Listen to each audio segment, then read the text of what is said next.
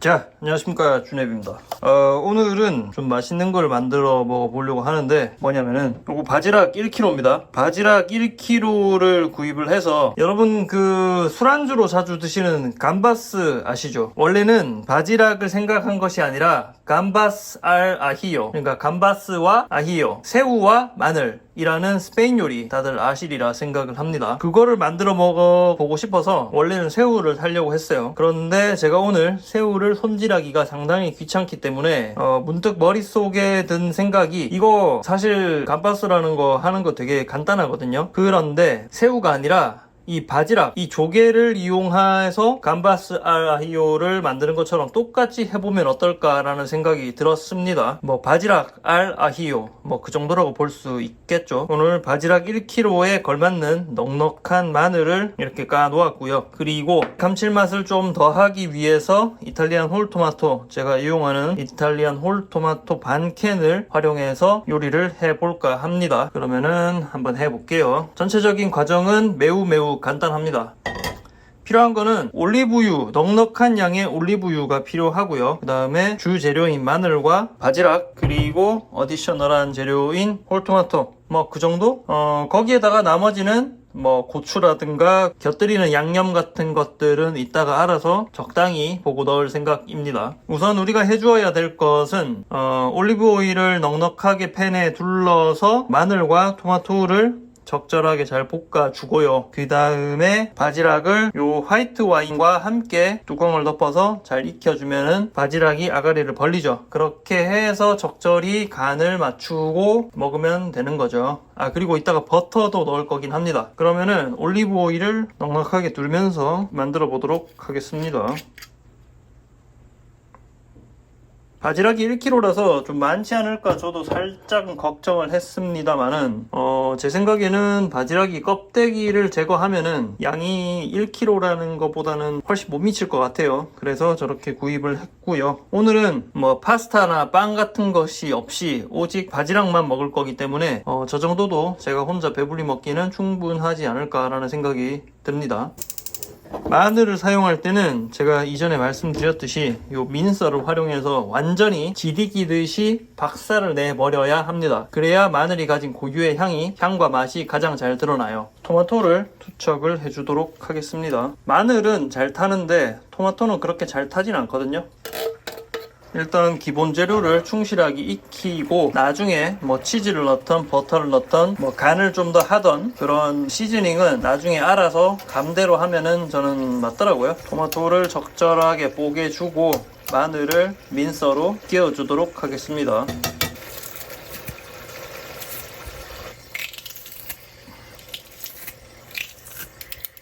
곱게 빠인 마늘 입자들 보이시죠? 마늘은 가능한 한 곱게 완전히 빠그라뜨려야 맛이 제일 좋아요.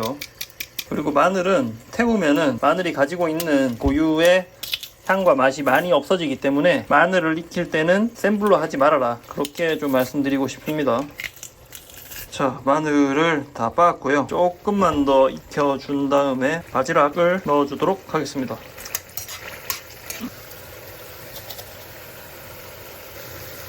버터도 좀 넣어주면은 이따가 요리가 끝났을 때 풍미가 훨씬 좋으리라는 생각이 드네요. 넉넉하게 한번 넣어줄게요. 야, 이 마늘 냄새 장난 아닙니다. 이 마늘이 우리에게 주는 요리에서의 만족감은 대단히 크죠. 그리고 오죽하면 마늘과 소금과 올리브유만 사용한 알리오에 올리오라는 파스타도 잘만 하면 정말 단순한 재료임에도 불구하고 우리에게 대단한 만족감을 준단 말이죠. 자, 이제 한참 볶았는데 이제 바지락을 집어넣고 여기 보이는 화이트 와인을 집어넣어서 같이 삶아주도록 하겠습니다. 자, 불을 올렸고요. 화이트 와인을 넣어서 뚜껑을 덮고 잘 익혀주도록 하겠습니다. 그리고 간을 해주기 위해서 이 킨더스 시즈닝, 원래 이게 스테이크용으로 나온 건데 꼭 스테이크에만 쓸 필요는 없거든요. 이걸로 좀 간을 해주고요. 그리고 건 파슬리를 집어넣은 다음 뚜껑을 닫아주도록 하겠습니다. 오케이. 바지락 껍데기가 너무 많아서 이따 한동안 익으면은 직접 껍질을 제거해주고 마저 끓여야 될 것 같네요. 한 5분만 더 삶아주고 그 다음에 마무리를 짓도록 하겠습니다. 조금만 더 끓이고 껍데기를 제거를 해준 다음에 마무리를 짓도록 하겠습니다. 마늘도 그렇고 바지락도 그렇고 이 껍질 까는 게 정말 귀찮아요. 그런데 안 할 수 없잖아요. 그럼 어떻게 해야 되죠? 이왕 하는 거 즐겁게 해야죠. 빨래 개는 것도 되게 귀찮아요. 빨래를 안 개고 살 수 없잖아요. 그러면 이왕 하는 거 즐겁게 해야죠.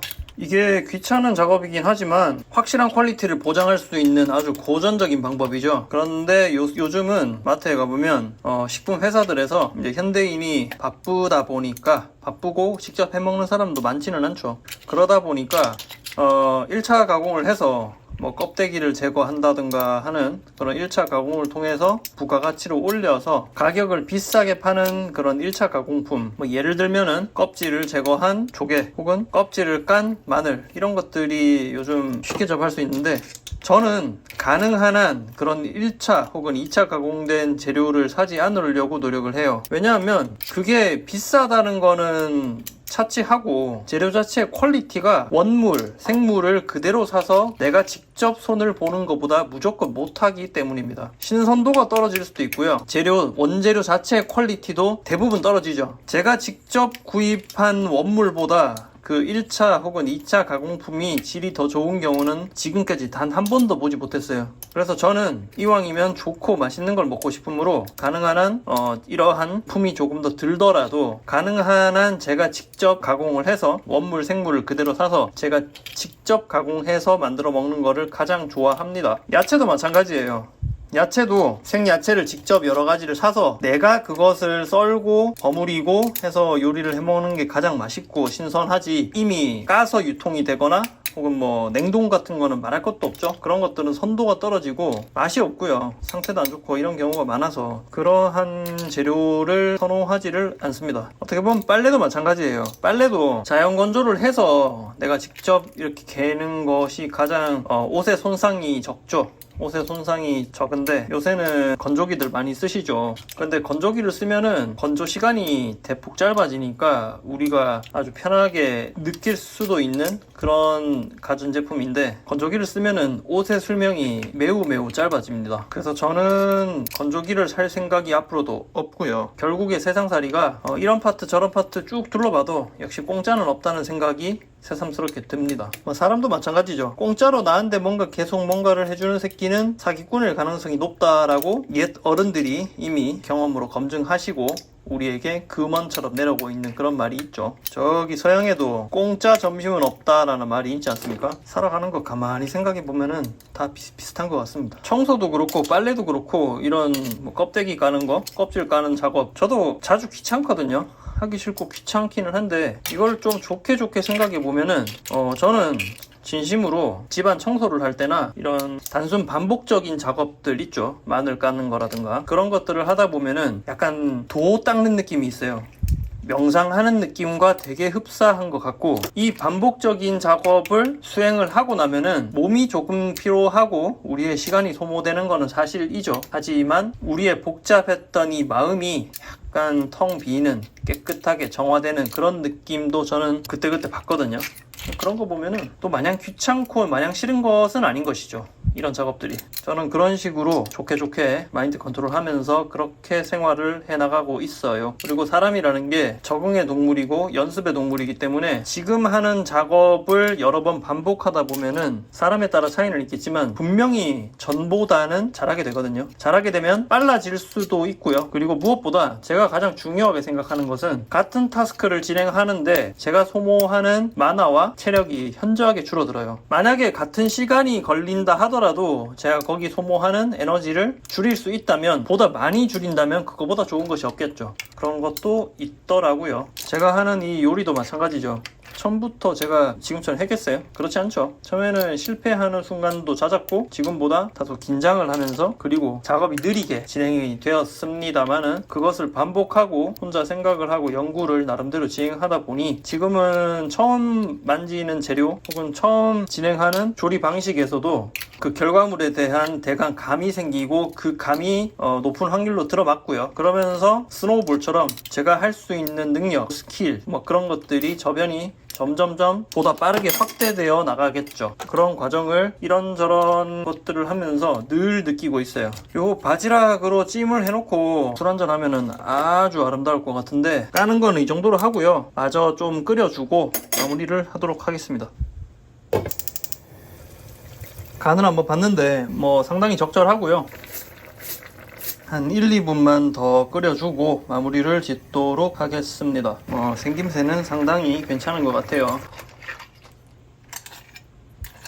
요런 숲의 비주얼이 나왔네요. 조개를 하도 많이 넣었더니 국물이 아주 그냥, 조개는 그냥 넣어서 끓이기만 해도 감칠맛을 충분히 많이 선사해주는 천연 조미료죠. 뜨거.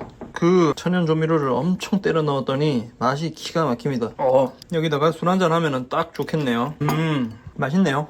그러면은 오늘은 제 맘대로 만드는 바지락 술찜, 한국말로 하면 술찜이고 사실 감바스를 만들려고 했는데 정확히는 감바스 알 아히오를 만들려고 했는데 새우 손질이 귀찮아서 그냥 바지락을 샀다. 제 맘대로 만드는 바지락 알 아히오 였습니다. 감사합니다.